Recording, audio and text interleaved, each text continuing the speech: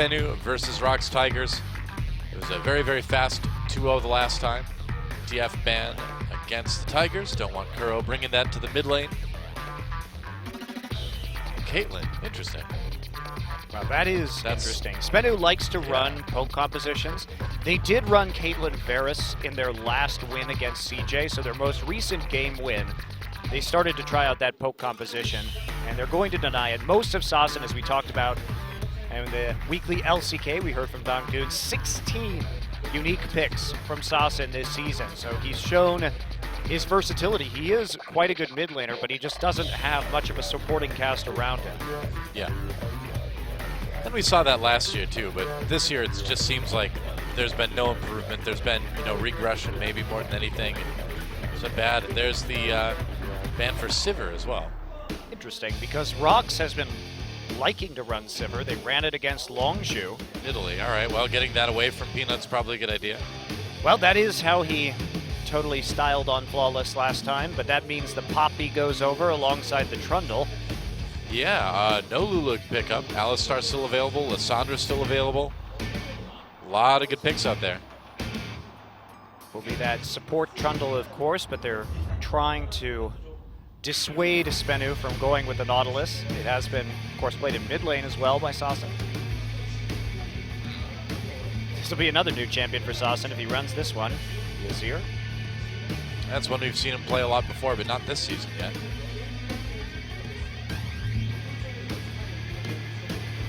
Early blind pick on the mid lane.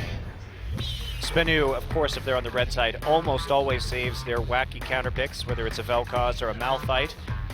We saw that Vel'Koz, the Sassen staple, and then, of course, going up against CJ, they picked Malphite when CJ blind picked Zed on blue side. Then we got to see Faker actually win with the Vel'Koz last week. All right, so Kuro back on the LeBlanc. Yeah. And the Ashe. So it looks like a pick composition coming in from the ROX Tigers. They will be saving their jungle pick for the final selection. One would assume they're doing this because they want to decide between Kindred or Graves. Right. And they don't want perhaps a Gragas to come in early. I think SBENU, the Medley's already been picked, so I guess they're looking at other possible disruption, perhaps an Alistar. I mean, Gorilla getting Alistar is one of the things that the ROX Tigers have been able to use to win a lot of games this season, too. He just always seems to have that pick available. Nautilus may be the selection, but obviously that is going to be quite weak to Trundle's ultimate. Come the late game, Secret could also, I think he's going to take his Alistar. That has been traditionally his best champion. I agree. Okay, Nautilus, Alistar. And you need that disruption too, because if they are going to take a Kindred, that Alistar does do work against that, moving people right out of the ultimate, and it will be Elise, the tried and true Peanut staple. Well, it's also a pick comp staple too, Exactly. Makes sense. Indeed, they have a ridiculous amount of CC here, whether it's the Poppy ult or the chains or the cocoon. Basically, they have crowd control on every single member. I mean, why not, right? I mean, you're playing against SBENU, ROX Tigers saying, we're just going to come in and kill you, we're just going to end this thing fast. Sassen may want to actually think about running Cleanse against LeBlanc Elise. He may regret having that heal, especially when people start to group up. It will be hard to pick off Soul on the Nautilus, and they have some pretty mobile champions with Azir and Alistar, Lucian, Italy, so they have to be careful about landing these skill shots, the Tigers. Hasn't been a problem yet. But yes, pretty much a pure pick composition coming in from ROX. We expect to see those early invades. We expect to see the pressure and then them skirmishing their way to success. That's right. So as we take a look at these comps one more time, I mean, it's pretty obvious what each of these teams are trying to do. The question is, who's going to be able to get it done? I mean, SBENU has a much better late game. If they can reach the late game, their damage output will be significantly higher from their carry positions. Ashe, LeBlanc, if SBENU can make it there, will not be in the same position to carry late as Azir and Lucian. It's tough to do against a team with the best early game in Korea. 2,000 gold average margin at 15 minutes. That is absolutely insane. That's actually up from where it was before. They actually brought it back up again. That is incredible stuff. So we'll see, can SBENU hold out against ROX Tigers. Let's get in the game.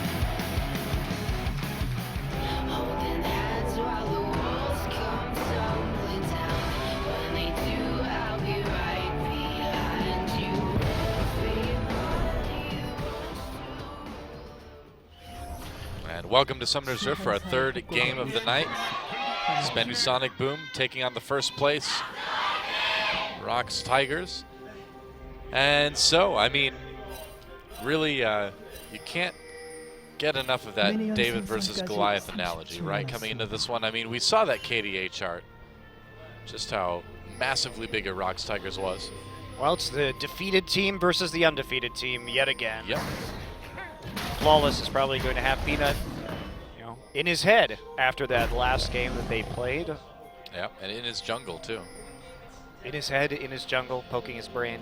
That's right. It's gonna get ROX Tigers will get in your brain no matter what you do. So there's no amount of armor that can prevent their brain poke. That's right. They know that if you shoot like the other door on the right side, it'll cause your brain like to open. Then they can shoot it. I don't know. Your brain protection layer. I'm pretty sure that's how brains work, though. You just shoot the door and the brain opens. I could have been a doctor. Great analogy. Thank you. Thank you. I base all my analogies on Contra from Nintendo. I see. Well, technically from Konami, but released on Nintendo. All right, well, ROX is going to be lane swapping in this game, taking the Ashe into the lane swap, probably a wise choice, but SBENU not going to punish their very greedy start. Meanwhile, ROX finds their way into the enemy jungle, and this means that Peanut is going to sweep out his blue side, and we're going to see the Nidalee and the Nautilus doubling back, but that is viewed with a ward. How much they want to commit to this, and what are Peanut and Smeb going to do here? Looks like they're not going to make an immediate beeline. Late invade from Alistar, but Kundal is here to be annoying at the blue buff. Yeah, Gorilla's coming down, waiting. He's like, where are they? He's just trying to maximize the amount of jungle he can take, or his team can take, rather, yeah. And they're going to get the wolves, so ROX is off to a running start. In the lane swap, they actually are able to clear out a couple more camps, and this means Peanut is going to have a substantial advantage. Yeah, well, what else is new? Well, he started greedy. It certainly was in the power of SBENU to go and invade, but instead they decided to do their Krugs and forsake the invade. And now Peanut's just going to walk into their side, clear it out, and get a later red buff. But 2 camps the advantage to Peanut when the dust settles. It seems like it really does just kind of give away your blue if you do this. Because you can just go back, and take his red buff whenever he wants. Well, if you're not punished, if they walk into his jungle and start shooting him while he's doing his Gromp, then he could have resulted in a large deficit. If you don't punish it, then you're in the situation, and now Flawless is just going to try and push down this tower faster as a trade, but it's not going to be much of an edge here, as that turret's still going down quite quickly to the combined might of the caster minions. And Poppy just standing there, that's creepy. Well, Poppy is creepy. Poppy is very creepy. It's true, with her giant head. Her head is the size of the rest of her body. That is weird. It would be really creepy if there was like a Syndra skin where instead of like orbs, just something like Yordle heads. Threw them at people. Decapitated heads. Ah. There we go. There's a Halloween idea for you. That'd be great. I agree. Probably too violent for Riot Games, though. Maybe. I don't know, man. Some of the little like CG animation things, they get a little bit grim.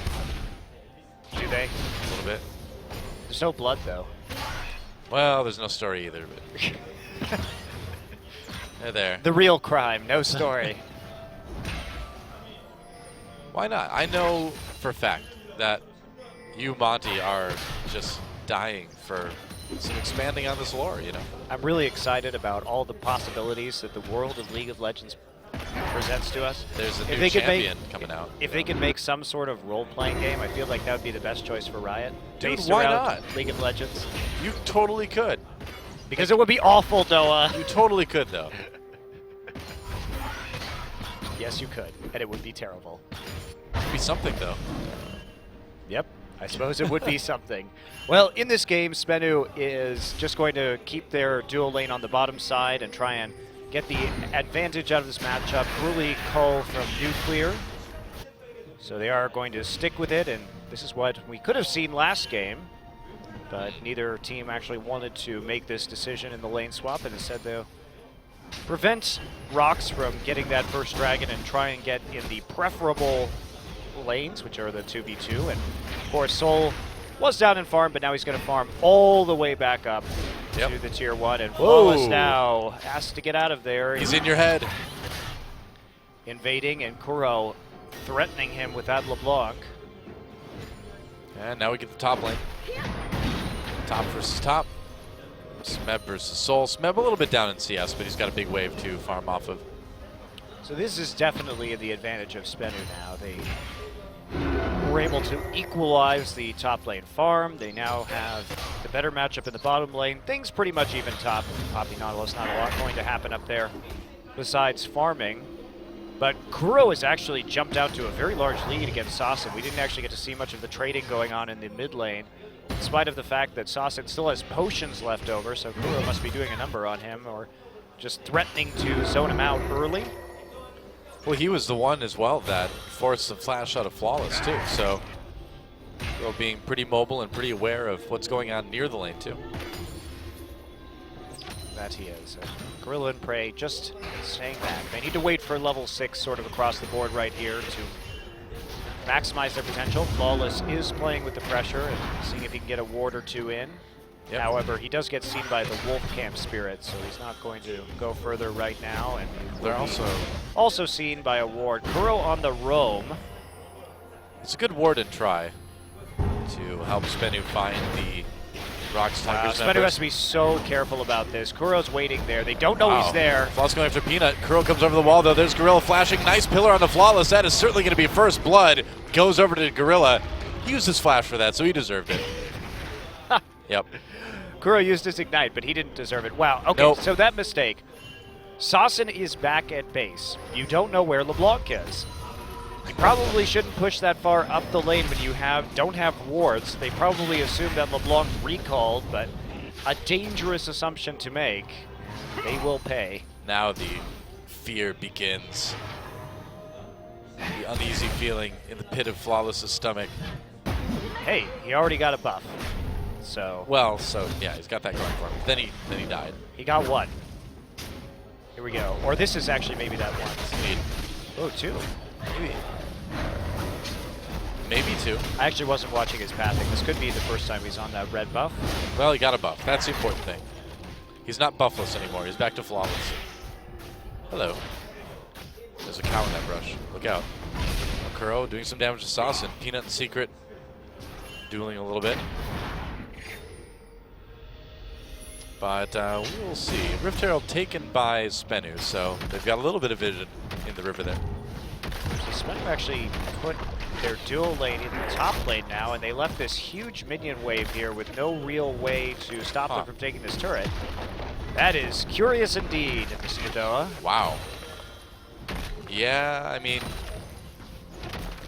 it really seems like when you see this matchup, from very, very early on, you're noticing advantages that ROX Tigers are taking, disadvantages that SBENU's getting. They're going to try to chase Smeb, and they'll chase him away from the turret for the moment. Smeb was hoping that Flawless was not up there so he could actually get some farm, and Peanut a little bit late to the game. We're going to try and knock them off right now and get a turret advantage. There we go. Goodbye. See ya. Yeah, one of them. Push the Nuclear back, but that's about it. I really don't want to walk up on this. Soul! Wow, Ash Arrow right into CC. Soul flashing away. There's the turret. TP. Yeah, TP coming in from Sasson, or rather from Soul, or from Smeb. I don't know what I'm talking about. Soul and still in big trouble. Already used the summoner spells, getting slowed down. Gets the stun onto Smeb. Goes on to Kuro. Kuro right there for the kill. I was like, thank you.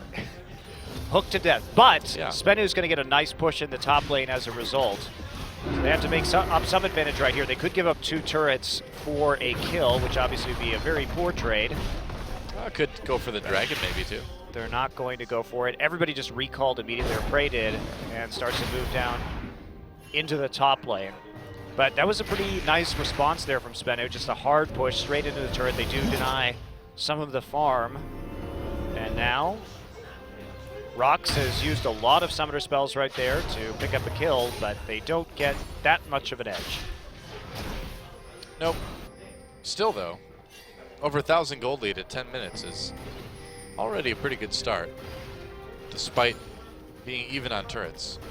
It's so interesting to see the ROX Tigers decision making, because right there, they have the Poppy and the Elise in the top side. You think, okay, well maybe they could actually defend that turret 2v3, especially before Alistair is level 6, and the dive is not going to be quite as powerful. But instead, you know what, Doa? They're like, we're going to TP bottom and kill Nautilus. Yeah, man, I like that. Leaving our top side totally defenseless. See, the way the ROX Tigers play is more old school. It's a simpler way to play the game, where you just go and kill your opponent to death. They have some very good background play as well. That particular decision could have bit them in the behind. Well, but it did not. They actually make the play and they don't lose the tower at tier 2. And now they're going to sweep up into this top side. Peanut will be the recipient of the Rift Herald buff, and here comes the giant wave with Rift Herald buff. Oh yeah, we've seen this quite a bit lately. Gorilla, Smeb, Girl's probably just going to put down a ward. Well, SBENU's playing nicely across map. They're not just folding under the pressure. They're actually attempting to make plays and trade evenly, which is what they should be doing. Whoa, arrow on the soul, gets slowed up. Look at that, 4 members of the ROX Tigers right there. And they are just going to keep harassing this Nautilus, apparently. They lose a turret. They'll trade turrets, but they get a kill at the same time. Can they defend their inhibitor turret now? Recall's coming in. Looks like they'll be able to with ease. But Ping's going from the SBENU Sonicboom players right onto Dragon. So, yeah, nice responses to everything, honestly. SBENU has actually been doing a very good job of responding with objectives of their own.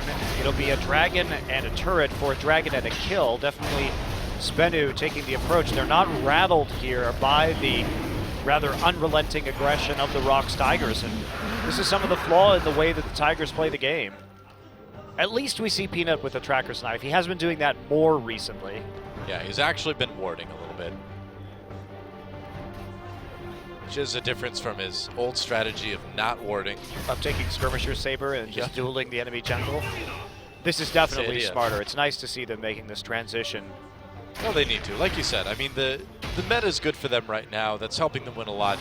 They're aware of that. They know that they need to transition to a more, balanced way of playing the game to mitigate any patch changes.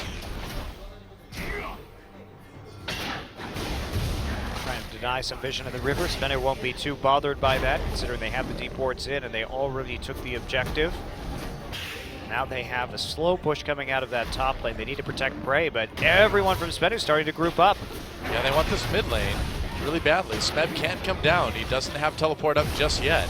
ROX has to be careful. There's a lack of wave clear on their composition. LeBlanc has to commit with a W to that wave clear if Prey is not there. Of course, Poppy not going to be very helpful, especially considering that she went Spirit Visage first, so there's no sign of an Iceborne Gauntlet or a Sunfire Cape. And this is a powerful siege composition from SBENU. Azir able to really chunk those towers with the Sand Soldiers, and of course they have Lucian and the Nidalee there to provide some extra attack speed and ranged autos herself. Here we go. Arrow coming through. Oh, misses Sasson. Nice attempt though, because Sasson doesn't have cleanse, and if he gets hit by that, the chains are hitting, the pillar is hitting, he's dead. That's it. So you might as well throw the Hail Mary down the lane, see if you can maybe land it or force a flash at the very least if you do hit the, or are on track to hit the arrow. Floss needs to be careful here too. Curl coming in, there's Secret, ROX Tigers disengaging for the moment. They really want that blue buff. They don't get it. Flawless takes it himself. They can't commit. Secret is 6 now, and that's one less person they can pick off. So SBENU actually playing a pretty good game here. Well, ROX Tigers kept that blue buff away from Sasson, I suppose. Which is nice. Still saving that mid lane turret for the moment. Prey just taking a huge amount of damage. It's great for the Tigers that this LeBlanc has started to get a lead, because they really need Kuro to have an advantage and carry this game. Yep. Ashe is probably going to go Essence Reaver. Well, actually looks like maybe not Hurricane with Brawler's Glove. Usually that has been the build we've seen on Ashe here in Korea, is just the mass crowd control build.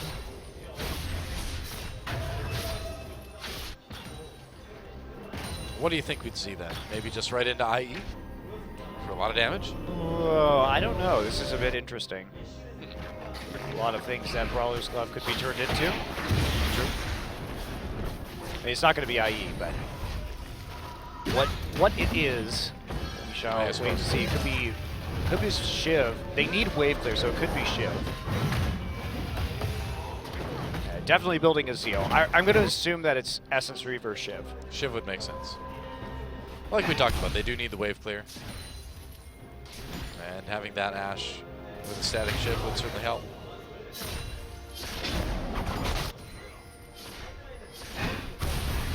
Quiet for the moment anyway. Whoa, did I say quiet? Saucin takes a lot of damage. Starting to get rolling now with that boost of money he's gotten from his kill and his assist.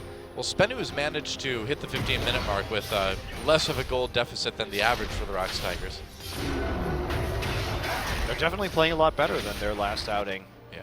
They're not getting frazzled. I think that's the biggest key, is that when the ROX Tigers play that aggressively, they can be traded effectively, and that's what we're seeing. SBENU has the shot calling this game to just get a little advantage every time the ROX Tigers try and make a play. Going for the Rift Herald again. And SBENU may want to fight this. Nah, I don't think so. Thought about it, but they backed off. No, they don't have pressure right now. Saucin is back in base. There's no way they can actually fight that. Question is, what are the Tigers going to do? They have another pressure point here in the mid lane. The minion wave is absolutely perfect for them to try and siege this tier 2 yet again. True enough. Peanut, go walk into the lane. Peanut, go kill the enemy jungler. Do what I say. Don't listen to mine. Oh, they're just going to push it up for the Lucian. I guess so. Well, I suppose that with the tier 2 already dead, you don't want to try and siege an inhibitor turret this early, even if you do have a very preferable... There's the arrow onto Saucin. Nicely done. Big slowdown, and that's a kill for Prey. Again, no cleanse. TP canceled by Soul. Didn't want to get in the middle of that, and I can't blame him. That's the kind of pick that the ROX Tigers were looking for, and it's like you said, no cleanse in this Azir, so if he gets hit with that arrow, what do you do? They're really just starting to abuse him now. Oh, nuclear. That's a lot of damage onto him. Cocoon comes in, misses. Gorilla tanking turret hits just fine. They're going to go ahead and take this mid inhibitor. Or mid turret. Mid inhibitor. Jeez. Not yet, Doa. I'm sorry, you're seeing 10 minutes into the future. Soul coming back in. Kuro dodges out. Spears from the side are certainly something to worry about for Flawless. Decisive from the Tigers. Pick immediately into an objective. Great arrow. Peanut with the flash, follow up with the cocoon. I didn't actually see if he hit it or not. I believe he did. Oh, he missed the flash cocoon on Saucin? Yeah. Okay, I believe so. In any case, the crowd control long enough that Miss LeBlanc has no trouble actually taking him down, even though he did build the fast Abyssal Scepter. SBENU going to take the dragon. Yeah, they ROX Tigers gives up their second dragon. It's interesting. I mean, they were all pretty low health after taking that mid lane turret, but still. Yeah, they definitely had to recall. Oh, now the fight comes in. Gorilla getting pushed back in. Ashe Arrow doesn't do enough. Nice play by Saucin. That worked. They're finding counterplays every single time. Yeah. They knew the TP was down from Smeb, so there wasn't a chance. They had a guaranteed 5v4 at the very least, and a quick pick with the Azir. Gets them their first kill of the game. Kuro now has to start moving up, and SBENU is pretty threatening with this siege composition that they have, especially if Soul is there. But they're going to back off. I think they could have probably tried to push that advantage a little harder. Enchanted Crystal Arrow was on cooldown. One less form of engage for the Tigers, and they had that guaranteed 5v4. They get a little bit scared. Instead, they just put up the Azir passive turret and back off.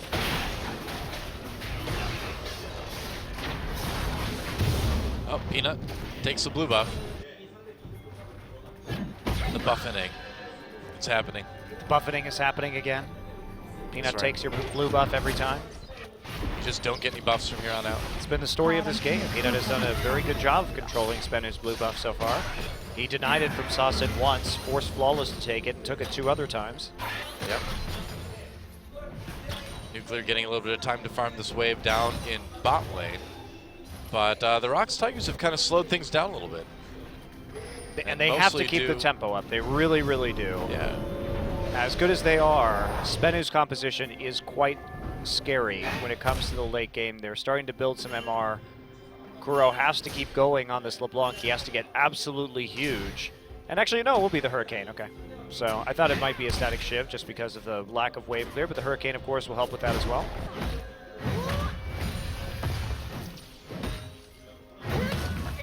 Smeb kind of just waiting for the opportunity with this Poppy. He's the MVP of the league at the moment. 900 points. ROX Tigers trying to defend their mid lane turret. Prey could fire that arrow at any time. There's the engage. Kuro coming from the side. Smeb coming down from the top. The good flank. Gorilla, though, takes a lot of damage. They got to be careful. Here comes Smeb. Nuclear Flawless on the run. Nuclear connected with has to flash right away. Saucin locked up with that cocoon, and there's a kill for the ROX Tigers. Meanwhile, they're probably just going to leave it at that for the moment. Just such great patience from the Tigers. Even though there are wards on the flank right there, SBENU refuses to actually recall fast enough. A Flawless could kill Smeb. Or walk back. And that result is the Tigers having a perfectly timed flank. They wait until everyone is there to pull the trigger, and then they're able to pick up yet another kill onto Saucin. Yeah, who needs teleports to get good flanks, apparently? Watch this. Look at the mini-map. It's just SBENU set this up well. I mean, look at this. They have the wards to do it. They just overstayed their welcome. They used that Alistar ult very early on, and they just refused to disengage. Meanwhile, look at the timing on that. The Azir turret just about to time out. Great cocoon by Peanut, too. He really thread the needle with that one. Get that onto Saucin. And yeah, now if you're SBENU, start to get a little worried. If they can still hold out, but it's getting harder and harder from this point on. They just look like they're getting antsy. Yeah. To make a play, and they're using their ultimates just a little bit too quickly, especially Secret on that disengage. Well, playing a game against the ROX Tigers as SBENU is like juggling 5 balls, right? I mean, if you're not experienced with it, yeah, you can get it going for a little while, but eventually you just get overwhelmed. And that's what we're looking at so far.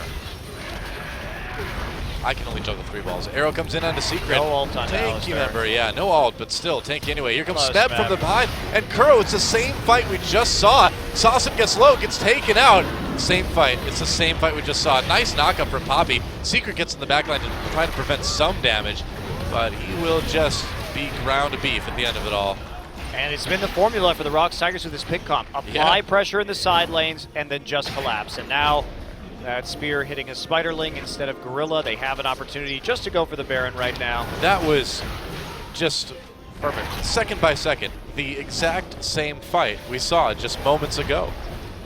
All right, Flawless gonna try to go for a Miracle Steal on this Baron, I guess, throwing some spears in. The Baron's not going down too slow. Kuro over the wall, though. Flawless getting poked away. Nuclear with the calling. Here comes Smeb again from behind. The hidden Poppy is the deadliest. Smart play from the Tigers. Yep. They don't necessarily have enough DPS Whoa, Flash yet. Pillar There's to the get the slow on the Nuclear. That's right. Secret trying to save his AD carry. He can't. Arrow coming through. It connects. Prey has just been on fire with these arrows. Still didn't have his ult, and Prey's accuracy has been insane. Kuro's been getting all the kills, and they should turn on that. It's 23 minutes into the game with a pick composition. Yeah. You're not going to be doing that Baron all too quickly right now. So why not just go ahead, turn, pick him off again, and then do the Baron even more safely than it was before.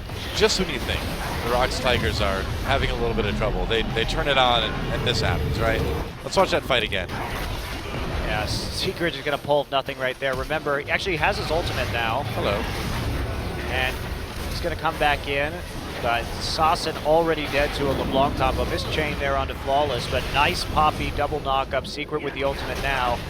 Unfortunately, there's just too much damage coming out of the ROX Tigers, and they turn it right back around. Kuro now going to start split pushing with the Baron buff. Are they even going to go for this dragon? I mean, they can. They probably should, since SBENU has 2. And, I mean, it's such a nice buff to get that first dragon. Might as well. Aha. Operation Get Kuro. Kuro has his ult though, so it's very unlikely he would die here. He's walking past the bush. No, he's okay. Okay, they just don't engage. Now they know Poppy doesn't have teleport, so they may want to just take this fight, actually. They should take it. If they see anybody besides the LeBlanc who they can actually kill. The flank is real. Peanut running back down the lane. They're going to recall anyway. They're just going to give up that tier 2. They could have had a 5v4 there. I think that was SBENU's best chance to get back into this game. I doubt there will be another one quite as smooth or easy as that. 10K gold lead at 25 minutes. It is pretty quick. And now the shift over the mid lane. Soul on the run has to flash away already.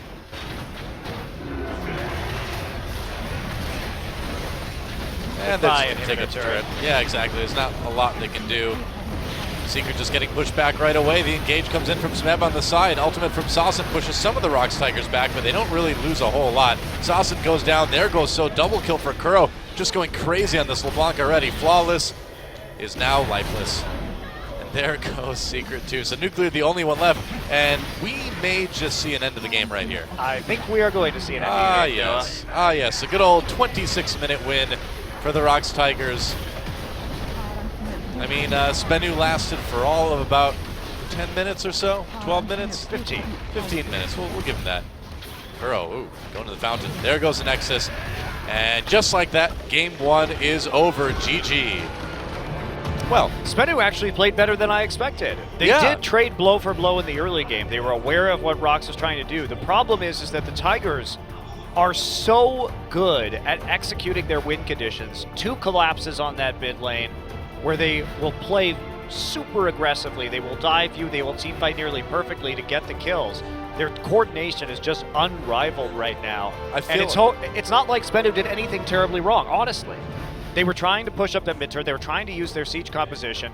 They had the Azir turret in the back line. They had the wards. They had everything they should have, and it's just like 1 second that they don't decide to back off. That's what ends up costing them a huge lead to the Tigers. I mean, what can you say? ROX Tigers, pretty good. I mean, it must be incredibly frustrating to play against them because you know you didn't actually do anything wrong, that wrong strategically. You just got totally outplayed when it comes to team fighting. Apparently they're all sheep today. I don't think Saucin feels that way. Man, that is a despondent mid laner if I've ever seen one. Tough time really versus tough. that LeBlanc. Well, we will see if SBENU can regroup and make anything out of this game too. Meanwhile, it's all smiles on the side of the ROX Tigers as they cruise to an easy win. Let's see if they continue cruising to a 2-0 as we come back for game number 2 here on OGN Champion Spring right after this.